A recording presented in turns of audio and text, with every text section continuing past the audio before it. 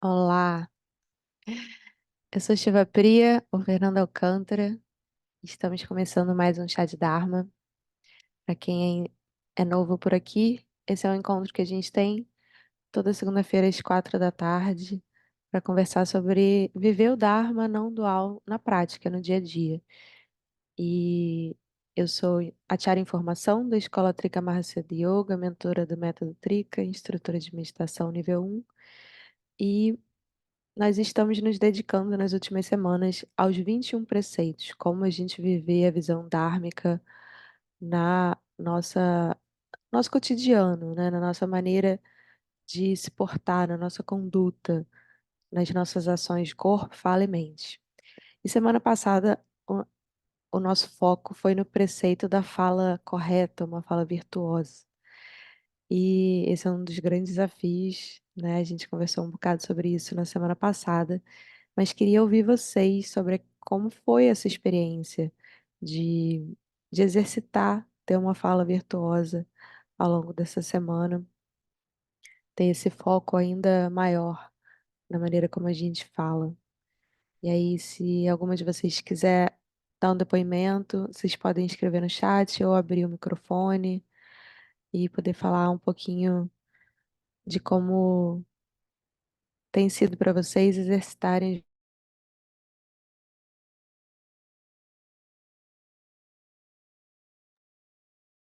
Olá, a internet caiu, então vou me apresentar novamente, porque acho que a gravação vai recomeçar. Eu sou Shiva Priya, o Fernando Alcântara, Acharya Informação da Escola Trika Mahasiddha Yoga, mentora do Método Trika e instrutora de meditação. E esse aqui é o Chá de Dharma, onde a gente se encontra para conversar sobre os desafios de viver o Dharma na prática, no dia a dia. E ultimamente a gente tem se dedicado aos 21 preceitos nas últimas semanas. Como a gente viveu o Dharma não dual através da nossa conduta, da forma como a gente se coloca no mundo. E na semana passada a gente se desafiou a viver o preceito da fala correta. Como é que foi para vocês tentar ter uma fala virtuosa, expressar o Dharma através da maneira como você fala? Vocês se desafiaram, tiveram atentas a isso na semana passada? Querem falar um pouquinho de como foi? Antes da gente falar do próximo preceito?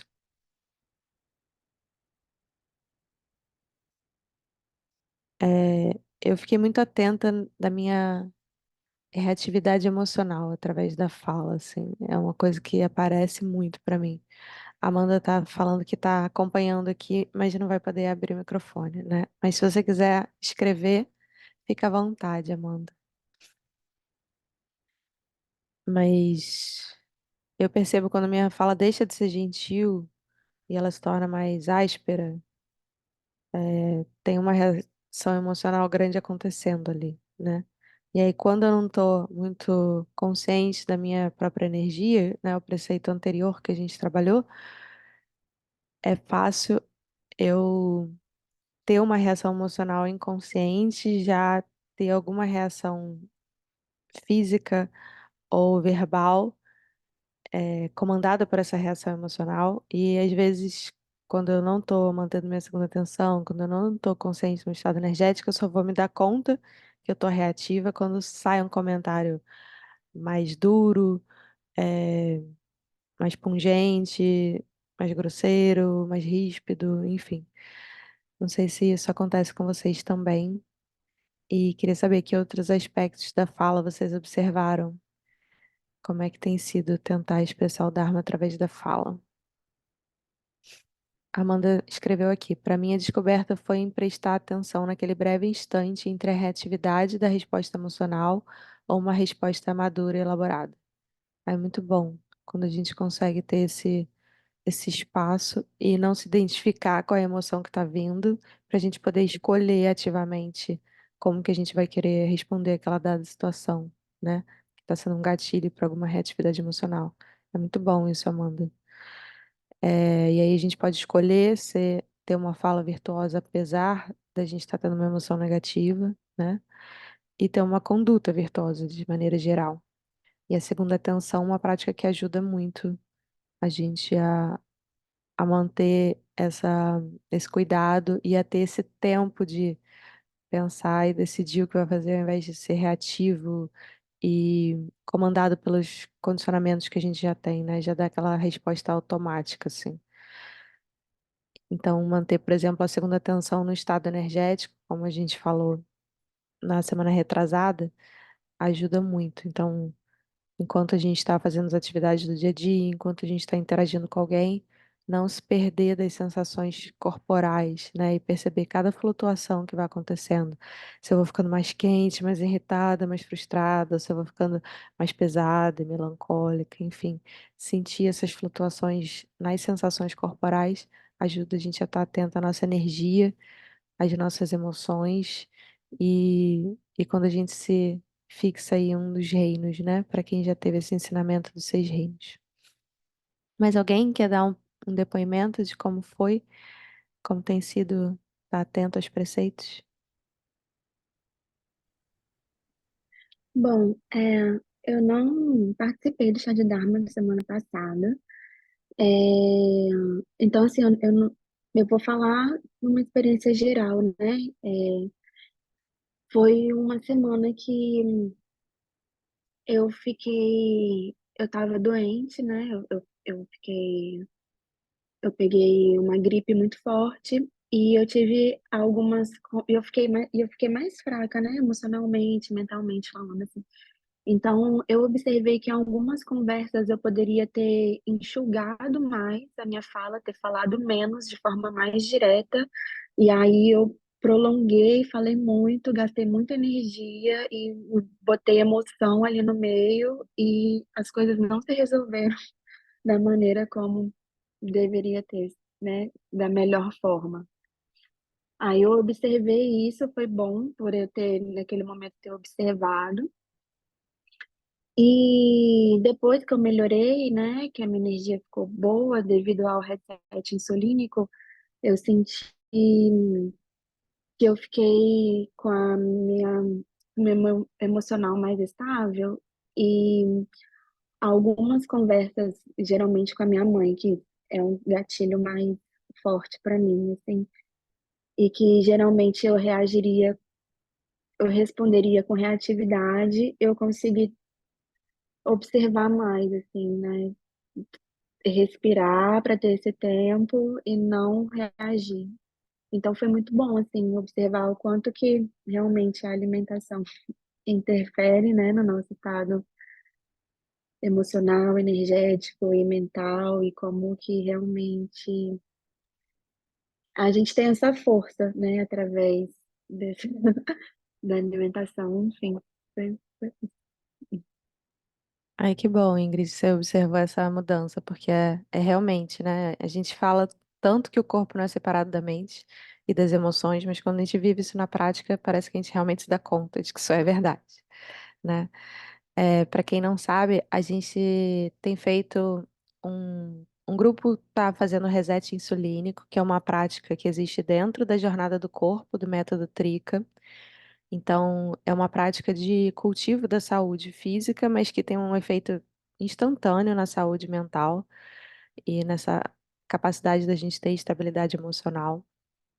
E tem vários ganhos, né, para a saúde física e para nossa vitalidade, de ter uma energia mais estável ao longo do dia, de não ter aquela sensação de energia flutuando, de precisar estar tomando um café para levantar a energia, de ter uma energia mais estável ao longo do dia. Então, para quem tem interesse nisso, pode fazer o curso online que existe dentro do site do Trika Mahasiddha Yoga, o trikapath.com. Tem lá a jornada do corpo e aí tem uns vídeos ensinando passo a passo. Ou pode entrar dentro da comunidade do Tricamacida Yoga em português. Tem um grupo do Reset Insulínico. Um grupo acabou de passar por isso agora. Então, se você entrar agora, você vai ver os depoimentos das pessoas, como está sendo tá nessa segunda fase dessa mudança de alimentação que impacta tanto a nossa saúde de uma maneira integral, né? E aí você vai ter dicas de lá também para poder fazer o seu processo se você desejar. E aí tem muito a ver com a gente cultivar o preceito da saúde, né? Então, Foi uma experiência muito rica. Eu vi que as pessoas no grupo compartilharam grandes mudanças. Mas alguém quer falar sobre como tem sido cultivar os 21 preceitos, o preceito da fala? Se encontrou um grande desafio, surgiu alguma dúvida? Esse é o momento da gente trocar. Senão a gente pode entrar no próximo preceito, que é o preceito da força natural, do esforço natural, né, na verdade. E, e foi muito curioso porque eu estou fazendo os preceitos na ordem, eu não programei nada e nem sabia, mas ontem no curso de meditação taoísta não dual, o tema foi exatamente esse, né? Então, quando eu vi qual era o próximo preceito, eu falei, nossa, que sincronicidade incrível. E esse preceito é usar o mínimo necessário de força, vontade e concentração em cada situação para cumprir o que é necessário. Porque a gente tem uma tendência cultural a fazer em excesso, né? Talvez não só cultural, mas humana. A gente está sempre muito ocupado, seja com atividades, seja com a nossa própria mente faladeira que não para, seja com emoções que vêm à tona constantemente, né? E aí a gente tem um excesso de atividade, a gente coloca um excesso de empenho, mais do que é necessário muitas vezes. Então, por exemplo, uma forma que eu tendo muito a fazer é planejar muitas coisas. E aí pensar muito sobre algo, e pensar de novo, e avaliar de novo, e analisar por outro ângulo, e planejar outra vez, sabe? E buscar informação, e replanejar, e conversar com alguém sobre, e planejar de novo. Eu sou uma pessoa que tem tendência ao excesso de atividade mental. Então, é um lugar onde eu sinto que eu saio do esforço natural e eu vou para um excesso de atividade mental totalmente desnecessário e que aí gera ansiedade ou preocupação, enfim, vai ativando emoções, né, que nem tem a ver com o que eu estou vivendo naquele momento presente, mas com a ruminação mental que eu posso vir a criar. Então, é um lugar que eu noto que é, para mim, é o número um, aonde eu exerço excesso de excesso. É onde eu preciso reduzir. Tem gente que é mais no centro energético, tem gente que é mais no centro corporal, né? Físico, no excesso de atividade, de não parar quieto. Eu percebo algumas pessoas que estão sempre, elas são muito ativas e elas são muito pragmáticas. Surgiu uma coisa para resolver, elas já pegam logo para resolver, elas não perdem tempo com planejamento, com essa questão de ruminação mental que eu tenho.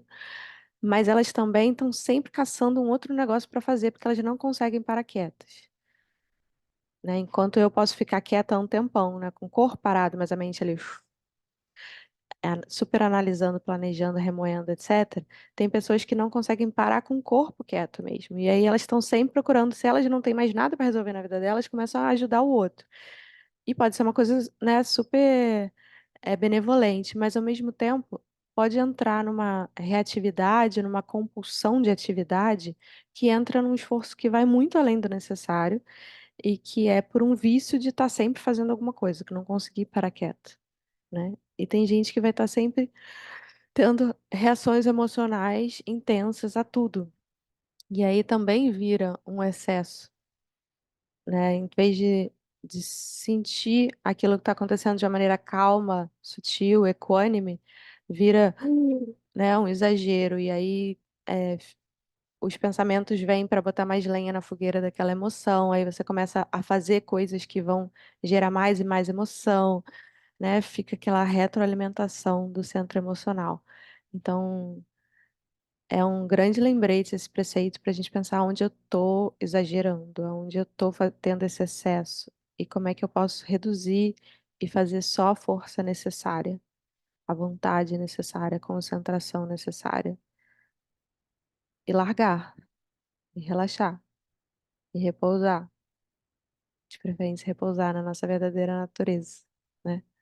E se a gente ainda não está lá, se a gente ainda não consegue reconhecer essa experiência, tudo bem, mas a gente precisa de momentos de relaxamento e de não atividade para ter espaço para reconhecer a nossa verdadeira natureza, né? Se a gente se enche de pensamento, de emoção, de ação, cadê o espaço para a gente relaxar e experienciar isso, né?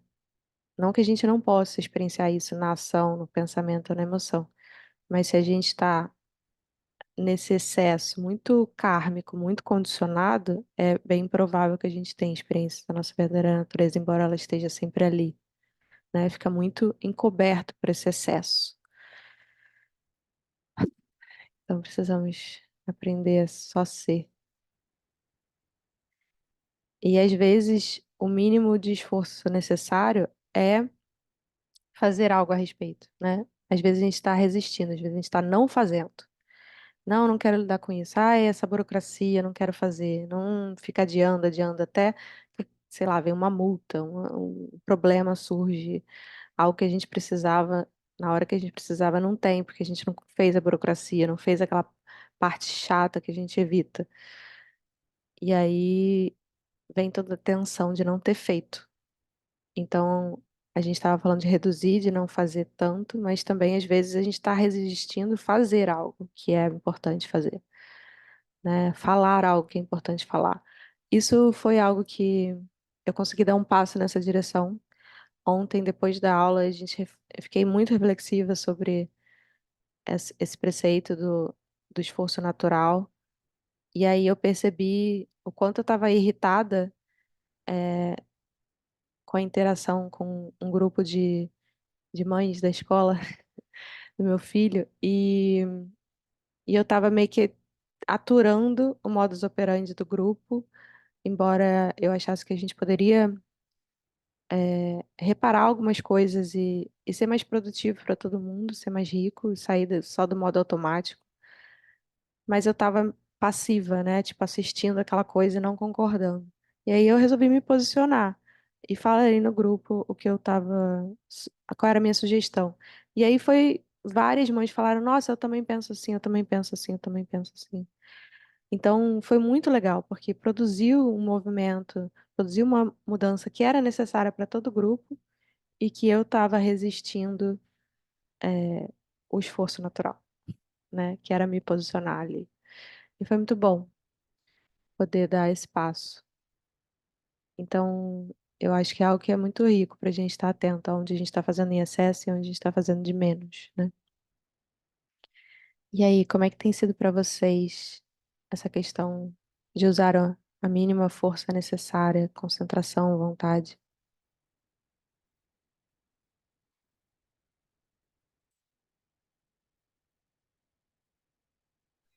Oi, eu vou falar um pouquinho. Sou nova, tô chegando no grupo, tô chegando, né? Em tudo, né? Chegando na escola, né? Na proposta da escola. Então, assim, aqui tá uma obra aqui em casa, não sei se eu vou dar conta de falar e o barulho não vir. Então, tá uma obra aqui em casa. Vou aqui para um lugar aqui mais longe do barulho. Assim, o que eu percebo em mim, né? Nesse movimento meu.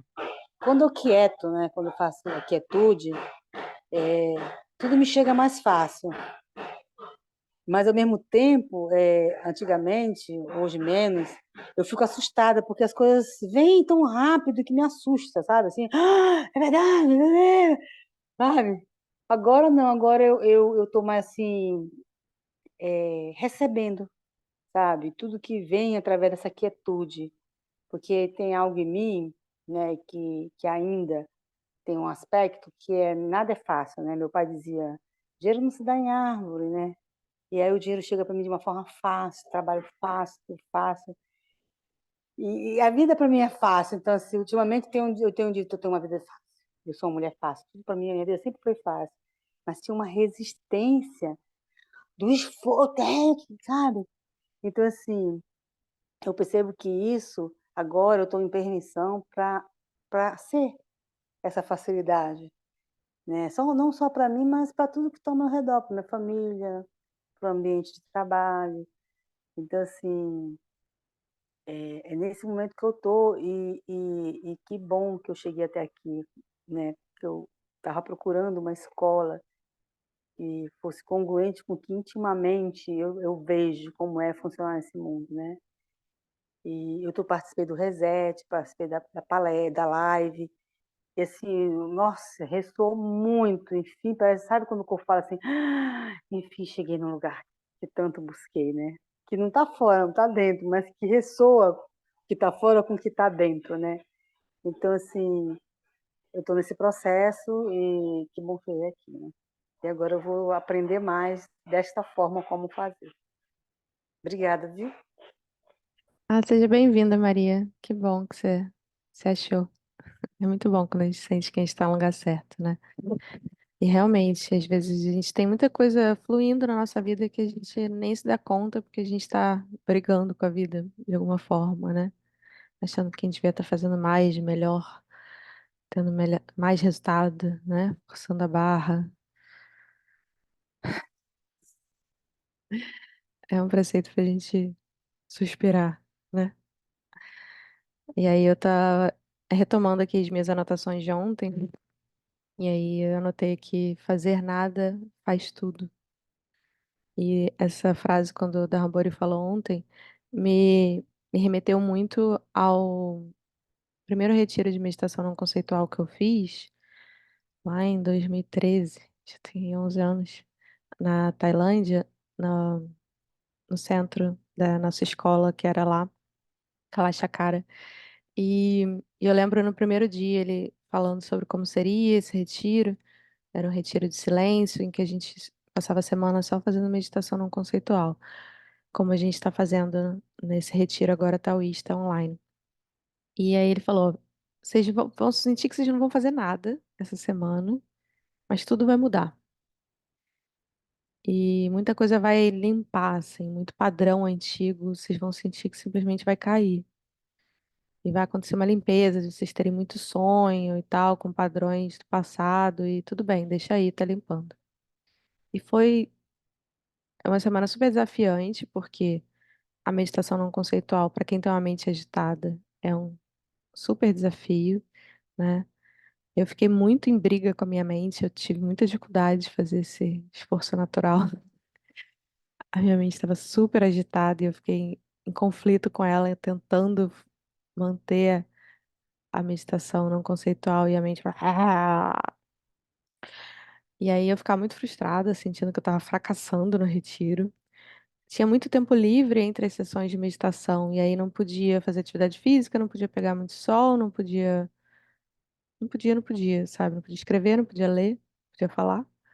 Então eu ficava só eu com eu, né? Sem atividade. É isso, eu tinha que viver o esforço natural. Isso era muito difícil para alguém que estava acostumada a sempre estar trabalhando muito, fazendo muita coisa ao mesmo tempo. Tinha acabado de chegar de uma viagem de turismo, que tinha feito trilhões de coisas em pouquíssimo tempo, estava super agitada no caminho para lá, né? Aproveitei para fazer turismo. E aí, viver esse esforço natural era difícil, então não tinha nada para fazer, eu limpava o quarto. Nossa, meu quarto aquela semana ficou um brinco, porque eu limpava e limpava, porque eu não sabia ficar à toa. E foi exatamente o que ele falou, assim, eu tinha sonhos, cada noite eu sonhava com um ex-namorado, foi a sensação de, nossa, tá limpando as coisas do passado aí. E aí, quando acabou a semana, logo antes de começar o retiro, eu tinha tido um conflito com uma pessoa que estava lá no retiro. E aí eu não tive nem tempo de confrontar a pessoa, assim. Eu tinha recebido um e-mail meio ríspido, assim, com uma crítica a meu respeito. E a pessoa estava lá no retiro e eu fiquei receber a crítica por e-mail. Uma sensação esquisita. E aí eu não tive nem chance de devolver para ela, sabe, de conversar, porque a gente entrou no retiro de silêncio logo em seguida. Então eu fiquei a semana com aquilo, né? E aí, quando acabou o retiro e eu tive chance de interagir com essa pessoa novamente, a raiva tinha passado, a necessidade de me proteger da crítica que ela tinha feito caiu, assim. Era uma pessoa que era muito sensível à crítica, é, muito reativa à crítica, sentia muito, ficava muito machucada quando eu era criticada, porque eu sou muito crítica dos outros e de mim mesma. Então, como eu já me criticava tanto, qualquer crítica que vinha do outro, pra mim pesava muito. E depois desse retiro, eu passei a ser uma pessoa muito mais aberta a críticas. Eu passei a ver as críticas muitas vezes como presente, como um espelho para eu crescer, para eu amadurecer, para eu ver minhas sombras e poder trabalhar nelas. E deixei de ser tão reativa como eu era. de sofrer tanto quando eu vi uma crítica, sabe? De tomar aquilo tão pesado. Foi um, e foi isso, eu não fiz nada e eu fiz tudo, assim, né? Porque foi uma mudança que foi meio importante pra mim, esse retiro. E aí dava essa sensação de estar fracassando, mas não era fracasso, porque era isso. Era esse o dever de casa desse tipo de prática de não conceitual, né? E agora está sendo uma experiência bem diferente, porque eu voltei a fazer prática não conceitual, mas no meio da minha rotina, né? Cuidando do meu filho, trabalhando, fazendo milhares de coisas ao mesmo tempo e tentando encontrar um horário no meu dia em que eu sento e faço nada. Só cuido da minha postura, só. É desafiante. É muito bom quando eu consigo fazer logo que eu acordo, porque a mente ainda tá calma. Quando eu já tô no meio do dia, já tomei café, e já resolvi um monte de coisa e tô pensando em um monte de outras coisas que tem pra resolver. É difícil de parar e ficar no nada, né? De nada fazer, sentar e esquecer. Mas tá sendo bem interessante ter essa experiência agora integrada ao dia a dia e poder viver esses preceitos taoístas, esses preceitos do Dharma não dual, do esforço natural no dia a dia, enquanto tem um monte de esforço a ser feito, um monte de tarefas a cumprir, mas tentar buscar um equilíbrio nisso, né? Não entrar numa neurose frenética de fazer em excesso, pensar em excesso, né? E para vocês, como tem sido? Uma outra anotação aqui que eu tenho é: faça com alegria, com amor, apreciando o momento.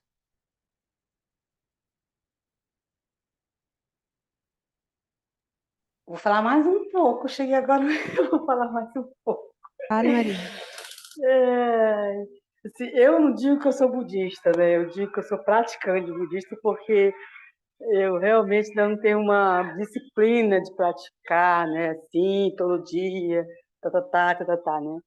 O caminho que eu faço essa prática é o caminho do bom, né? E o que eu tenho percebido ultimamente e é assim, é que eu estou conseguindo e também eu faço um atendimento com psicólogo, até que eu faço uma formação que chama-se focalização, que é tipo uma meditação, mas com uma outra dinâmica, onde o corpo tem essa sabedoria e ele vai te falando o caminho para sanar a tua dor interna, né? Então, com tudo isso, o que eu tenho percebido ultimamente comigo, e com reset, cara, esse reset, caramba, gente, quem não fez, pelo amor de Deus, ele deu essa consciência sabe assim, do que tu funcionava antes, pro que tu é, sabe assim, como o desinchar das ideias, da mente, sabe, do patrão do cotidiano. Então, o que eu vejo agora em mim? Eu consigo estar na minha rotina, no dia a dia, com momentos, sabe, que me chega assim, tipo uma onda, assim, respira, sabe? Eu digo para mim que é uma alegria, é um vento, assim, uma onda que chega assim em mim, onde eu tô fazendo, quando ela chega, eu paro tudo que eu estou fazendo, respiro tudo isso que está chegando, sabe? Trago para minhas moléculas, que eu converso muito com as moléculas do meu corpo, trago para elas, assim, sabe? Solto ali, fico ali uns segundinhos, se dá para ficar um pouco mais, eu fico. E isso tem assim, feito uma diferença, que é o que tu fala, né, do dia a dia, da tua rotina, e que tu tá nessa presença, né, nesse exercício, né, que você falou.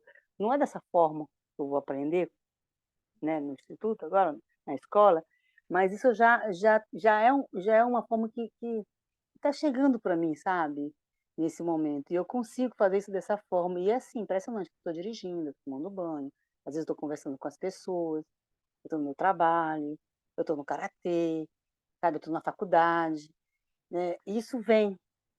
E quanto a esse funcionar, esse parar mais, um ritmo mais no ritmo próprio, né? Vamos dizer assim, no ritmo certo, não, no ritmo próprio. Cada um tem o seu ritmo, né? Eu também consegui perceber que, por mais que eu faça essas atividades, o que pega tá, porque a vida é movimento, né? Mas o que faz esse movimento ficar tenso, pesado, é a presença, sabe, é assim, eu estar com isso isso é a vida cotidiana, e como eu posso estar com isso com a minha presença? Então, assim, ultimamente eu me cobrava muito na ser excelência, assim, "Sabe, eu tenho que fazer, tem que estar certo". Hoje eu estou só lá disponível, o que eu posso fazer aqui? De que forma eu posso fazer? De que forma eu posso contribuir? E aí tudo que eu estou fazendo está ficando leve. E com isso, eu estou começando a ter uma permissão de escolher o que realmente vai permanecer na minha vida, o que realmente é o meu caminho, é o meu fluxo, né, ou é a minha sintonia, ou é o meu ritmo interno. Mas eu não consegui ainda, sabe, mudar tudo de uma vez, sabe. Minha agenda, tipo assim, de 7 a 10 da noite, mas só que eu estou mudando esse fluxo de estar com isso, e eu percebo que à medida que eu mudar dentro do que eu estou agora, vai me criar possibilidade e permissão para me escolher, sabe. E as coisas estão chegando, como chegou a escola, né, que aí vem o que eu tanto peço, está vindo, sabe, que vem assim. Sim. Acho que você tocou num ponto importante, a questão da escolha, né? Outra frase que eu anotei aqui de ontem é: Shiva é livre para fazer e livre para não fazer, né? Shiva é um grande ícone da consciência, da awareness, né? Do tal. Então, às vezes a gente acha que fazer o que a gente está com vontade num dado momento, o que a gente está sentindo um impulso de fazer, é liberdade. Ah, vou fazer o que eu quiser, por exemplo, né? A gente estava falando sobre alimentação, né? A Ingrid trouxe isso. Ah, tô com vontade de comer um chocolate, sou livre para fazer o que eu quiser, sou livre para comer o chocolate. Sim, mas será que eu também sou livre para não comer? Se é uma coisa que está sendo compulsiva e que está vindo como um condicionamento de, eu tô cansada e foi um dia estressante, eu quero me compensar com chocolate, já é um condicionamento. E aí eu sou livre para não comer, sabe? Eu não sou condicionada por isso, eu não me recondiciono, né? Porque a gente tem condicionamentos, natural. A gente é humano, a gente tem condicionamentos, a gente está aqui justamente para trabalhar com eles. Mas quando a gente é livre para não repetir os nossos condicionamentos, quando a gente exerce essa liberdade, a gente não se recondiciona, né? E a gente vai ampliando a nossa liberdade. E muitas vezes a gente se engana achando que a gente é livre para ficar repetindo os condicionamentos. É sim, a gente tem esse livre-arbítrio, só que a gente fazendo isso, a gente acaba restringindo a nossa liberdade, porque a gente vai se recondicionando, se tornando mais e mais condicionada a ficar sempre repetindo aqueles comportamentos que limitam a nossa vida mais do que expandem e abrem as possibilidades, né? Então, é, tudo isso que a gente vem falando de criar a pausa que a Amanda falou, de poder decidir como lidar com aquele estímulo que veio, né? Isso ajuda a gente a exercer essa liberdade e sair dos nossos padrões automáticos, né? Isso é muito bom. E vai abrindo os caminhos, né, Maria? Como você falou, vai aparecendo novas oportunidades. Quando a gente está muito fechado nos nossos velhos padrões, às vezes a oportunidade passa e a gente nem enxerga. Mas alguém quer falar um pouquinho sobre esse preceito do esforço natural ou dos outros preceitos, ou de como tem sido viver o Dharma no dia a dia, de maneira geral? Eu sinto que o maior desafio para mim, nesse preceito do esforço natural, seria realmente exercitar a paciência e esperar o tempo das coisas e, tipo, a etapa, porque muitas vezes, assim, eu me considero uma pessoa muito sensível, então, às vezes, parece que eu consigo prever o rumo que as coisas vão tomar. E aí eu me atropelo, porque eu já sei que vai acontecer assim, assim, assim, aí eu vou agilizar isso logo, vou. E aí, e eu não espero o tempo das coisas, eu tenho, porque eu tenho no mapa astral normal, né, não no védico, eu acho que é porque eu tenho muito Áries, então, enfim. não sei. Mas mas é isso, eu acho que é isso, às vezes não fazer, esperar o momento que te convida à ação, que é o grande desafio, né, esperar o momento ideal. Eu acho que é isso, assim, mas isso é algo que eu já estou trabalhando há um tempo, assim, então acho que vai demorar para realmente chegar nesse equilíbrio. Enfim. É um exercício mesmo. Mas são ensinamentos como esse, né? Estar atento aos preceitos que nos ajuda a gente não se perder desse cultivo, né? Não esquecer dele, não ficar mais reagindo às situações condicionadamente do que cultivando isso. E Tiago comentou aqui, como diria Kant, liberdade é fazer o que não se quer. Sim, exatamente. O que mais que vocês gostariam de trazer? Alguma pergunta sobre esse ou outros preceitos?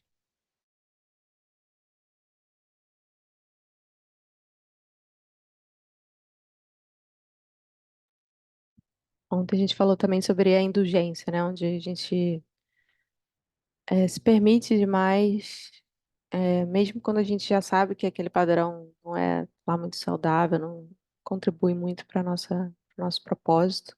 Às vezes a gente se permite ficar repetindo o mesmo erro, de fazer ou deixar de fazer algo, né? Então ele perguntou uma pergunta para a gente se fazer, onde eu preciso parar e simplesmente reconhecer que foi suficiente, né? Reconhecer ciclos que já acabaram e que a gente fica postergando, que a gente fica estendendo, que a gente está apegado àquilo. Pode ser um trabalho que a gente não quer sair, que a gente já sentiu que já deu o que tinha que dar ali, mas a gente tem uma certa sensação de estabilidade e segurança, e a gente não quer sair. Pode ser um relacionamento, qualquer tipo de situação que a gente percebe que o ciclo já encerrou, mas a gente não se sente pronto para largar, né? Então, perceber onde a gente está sendo indulgente, né, dessa maneira. Está fazendo um esforço que não é mais natural de manter aquela situação. Olha, isso veio aqui de tem na testa, né? Por conta que eu estou vivendo um processo sobre isso, né? Que é justamente o relacionamento, o casamento, né? E eu estou nessa fase de separação, mas como uma separação sem briga, onde ele ainda está em casa, onde está fazendo esse processo, isso está desde dezembro. Eu estou me percebendo agora, já que tu falou assim, já querendo me acomodar de novo, situação, sabe? Mas tem algo em mim que, por mais que eu fique olhando outros aspectos bom da pessoa, bom da relação, mas algo em mim já não aceita e chega a ser orgânico, sabe? O meu corpo está pipocando, empolotando, sabe? Quando dá tipo uma alergia. E isso é tão assim, tão interessante eu lidar com essas partes, essas duas partes, uma que está assim, não aceitando mais os argumentos, e a outra ainda está ali dizendo, não, o que que quer, o que que quer, o que que quer, e a outra, não, sabe, assim, não. E eu percebo que é questão do enfrentamento, sabe? De eu fazer um enfrentamento comigo mesmo, e ao mesmo tempo, ao sair dessa zona de conforto, é acreditar de que tudo que para mim que ainda era muito forte e que eu não tenho, que eu não consigo me sustentar, acreditar que eu já posso, que eu já consigo me sustentar, que isso é só uma ilusão, uma mentira. Que um dia eu me contaram, eu acreditei, e eu fico falando, contando a mesma história, uma narrativa, que só uma narrativa.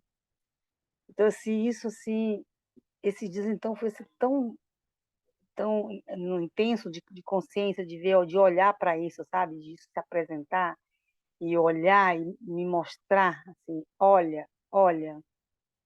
E é verdade, sim, para mim isso eu estou vivendo esse momento, né? E como dar esse passinho, que não é nem um passinho, sabe? É um niquitico assim, sabe? De confiar em mim, na vida, no fluxo, sabe? Ia ser muito interessante isso. Pra mim, tem sido muito interessante. Muito. Mas Ah, eu percebo que não tem retrocesso, sabe? Que essa parte minha que ainda quer retroceder, ela não tá mais com aquela força, com a parte que quer seguir, sabe? uhum. É um desafio, às vezes, a gente deixar fluir, né? Essa resistência, ela acaba roubando muito da nossa energia, né? Mas às vezes a gente quer sentir que a gente está no controle, né? E aí fica fazendo um esforço de se manter numa zona confortável, que já se tornou altamente desconfortável, mas é o conhecido, né? Quando a gente tem que se lançar no desconhecido, dá uma sensação de falta de chão, de segurança, que às vezes a gente paralisa e empaca, né? E outro aspecto dessa questão do esforço natural é sobre o sadhana, né? Sobre a nossa prática espiritual formal, quando a gente senta na almofada ou vai para o tapetinho para praticar. Porque às vezes a gente fica perseguindo habilidades e experiências e fica colocando muito esforço ali, achando que a gente está acumulando alguma coisa, ou que a gente tem que atingir um objetivo que a gente idealizou na nossa mente. E aí a gente leva esse esforço a um extremo que, ao invés do sadhana, da prática espiritual, nos direcionar para a nossa verdadeira natureza, a gente vai para um caminho paralelo, assim, de ficar perseguindo poderes, habilidades, e, e a gente se perde numa coisa egóica que a gente está chamando de prática espiritual, mas aí acaba deixando de ser, porque vira mais um engrandecer do meu eu para me tornar um ser mais espiritualizado e com experiências mais incríveis e com novas habilidades. E aí a gente se perde do propósito maior desse caminho espiritual, né? Então é importante a gente não querer se tornar um mestre do Xi, um mestre do yoga, um mestre da meditação, e se tornar cada vez mais sou capaz de me concentrar e ficar com atenção no ponto por horas. Mas e daí?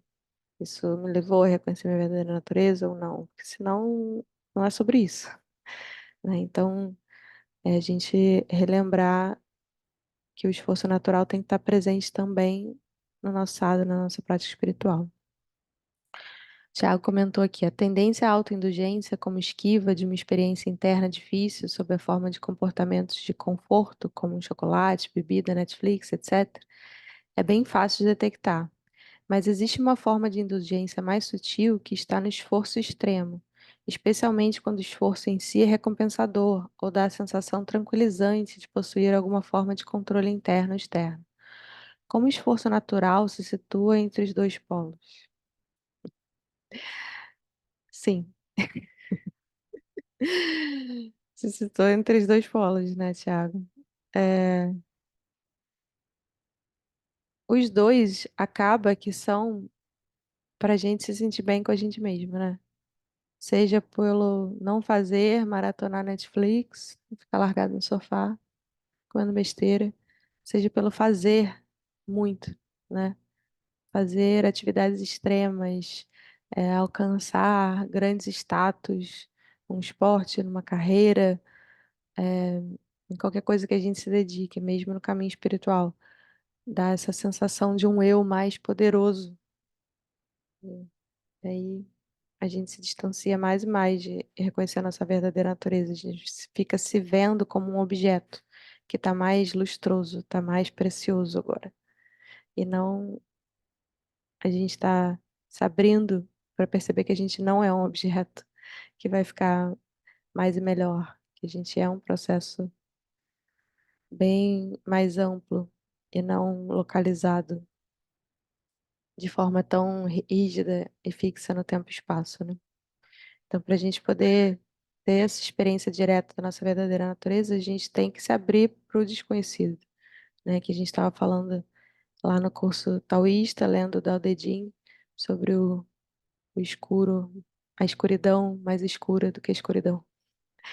É esse desconhecido, esse obscuro, isso que que pode ser o desconhecido de se lançar numa vida pós-casamento, né? De reconhecer quem eu sou num divórcio, ou pode ser largar dessa noção de eu tão quadradinha que a gente tem e reconhecer a nossa verdadeira natureza. E muitas vezes a gente começa por esses passos bem concretos de encerrar ciclos que não fazem mais sentido, como um casamento que acabou, um emprego, uma amizade, se mudar para um lugar novo, seja o que for que a gente resiste fazer, ou parar de fazer extenuantemente, como o Thiago falou, né? E aí, alguém quer trazer algum comentário ou pergunta final para a gente concluir e buscar praticar o esforço natural no nosso dia a dia? Nas próximas 2 semanas, a gente não vai ter chá de Dharma, porque eu tô indo eu e muitos do nosso grupo estamos indo para o Retiro Rushen, lá em Vitória, com Dharma Bori. Vitória não, Espírito Santo. Estamos partindo de Vitória para ir lá para o interior, para as montanhas do Espírito Santo, ficar no meio da natureza, fazendo práticas Dharma não dual super intensas. Estou muito com frio na barriga e animada para esse retiro tão esperado. Então, nas próximas 2 semanas, nós não teremos chá de Dharma. A gente vai voltar no dia 8 de abril. E aí a gente vai conversar sobre como foi viver esse preceito de esforço natural na prática. E vamos falar do próximo preceito, que é o preceito da discrição. Como a gente não falar em excesso sobre o que não cabe, não exibir coisas, talentos, né? Ser discreto. Vamos falar disso no retorno do retiro, vai ser bem legal. Acho que tô curiosa para reencontrar vocês. É, eu estou aqui nesse momento com vocês porque a faculdade foi suspensa as aulas, né? E à tarde estou fazendo faculdade. Fica gravado isso? Como é que se Fica. disponibiliza? Meu Que aí canal eu no vou. YouTube se chama Dharma Não Dual. E aí Tá. eu coloco sempre as gravações lá pra gente poder, quem não pôde assistir ao vivo, poder acompanhar. Você pode mandar para mim, assim, Você tá no por grupo me do Chá de marcar? Dharma? Tem lá, Eu sempre na coloco lá a descrição? gravação. Ah, A tá. descrição tem E, também. e outra coisa, eu vou começar a acessar também a escola, né? Eu não aprendi o nome da escola, mas eu tô agora que eu tô de ontem para hoje, bem dizer, né? E aí eu vou começar a fazer o estudo, né? Lá tem assim um roteiro inicial que eu posso ir lá e começar a fazer as práticas. Tem assim que eu possa, eu não falo também inglês, né? Eu tenho que pegar o que está com tradução. Eu posso encontrar com facilidade isso lá? Que eu ainda não abri, vou abrir. Eu, eu posso colocar lá, de forma mais explícita, lá no grupo do Chá de Dharma, sim, mas já posso te adiantar que o lugar para começar é o curso Preliminares, que é um curso onde é introduzido todos os conceitos básicos da nossa escola. E não só, ele não é um curso só teórico, ele é prático também, porque uma vez que é apresentado um conceito, tem uma contemplação para você sentar e meditar em cima daquele conceito e aplicar ele à sua vida. Então, é um curso que você vai fazendo no seu ritmo, fazendo as aulas teóricas e as contemplações. Ele já está com legenda, 80% dele já está com legenda, a gente está terminando de legendar. E está Ótimo. tendo também um grupo de estudo de inglês baseado nesse curso. Então, se você Ah, tiver interesse, coisa boa. Eu porque tenho. as pessoas estão justamente ampliando o vocabulário de inglês do Dharma, sabe? Está sendo bem específico. Então, eu vou colocar lá no Mas grupo é para quem tá? é para quem tá zero em inglês, né? Ou já tem que ter Qualquer algum. nível, né? Tem vários grupos acontecendo. Então, aí você entra em contato com a professora e, Oba, e entra no que tenha a ver com você, no nível que você estiver. obrigado, obrigado. E a gente tem Olha, também o inglês eu sempre nunca, eu já me matriculei várias vezes, paguei curso todinho, nunca consegui. Mas a agora, Vivian, que sabe, conduz esse grupo, ela é excelente. tem uma motivação, porque tudo é uma motivação, né? Eu estava lamentável aprender inglês, porque tem que a língua não sei o quê, porque é isso, porque é aquilo, porque é aquilo. Mas não tinha uma motivação interna, sabe? E agora, tipo, agora vai, porque agora eu tenho para que o inglês, né? Sim. Não é só uma coisa, sabe? Uhum. É. Então eu vou botar esses links lá. E uma outra forma também de você começar na escola é pelas aulas online de Kundalini Hatha Yoga, que é o caminho do fogo, é o caminho da prática de yoga físico mesmo, dos asanas, pranayamas, de meditação. É, esses são, tem acessível em português, dado pela instrutora Nathalie Caldas, que é do Espírito Santo. E ela dá aulas tanto lá presencial quanto online. Então também é outra maneira de você chegar na escola, porque você pode ter as aulas com ela e ela dá de vez em quando também aulas teóricas sobre o Kundalini Hatha Yoga. E como é que Então, eu faço para chegar nisso? vou colocar esses links para você lá no grupo do Chá de Dharma. Tá bom, Vou deixar obrigada, aqui na querida. descrição do vídeo também, para quem mais tiver interesse. E você está em qual cidade? Eu estou no norte, Porto Velho, Rondônia. Bem longe. Tá? Só para Longe saber se tinha alguma coisa é presencial relativamente para te longe, né? indicar. Mas não é. Longe não é um lugar que não existe, né? Então, eu não estou tão longe. Só estou aqui, né? Então são esses os online que eu tenho para te indicar agora, mas porque presencial a gente hoje só tem aqui no Brasil, no Rio de Janeiro e no Espírito Santo. Atualmente são esses lugares que a gente está tendo atividade presencial, mas online tem essas oportunidades, tá bom? Então tá. A gente se vê na próxima segunda. Na próxima não, desculpa, dia 8 de abril. A gente se vê. E vocês podem participar das comunidades online lá também no WhatsApp. Um grande abraço. Tchau, tchau. Ah, vamos tirar uma foto. Ai, Aí já saiu. saiu. Tá bom. Thiago tá sem câmera, né?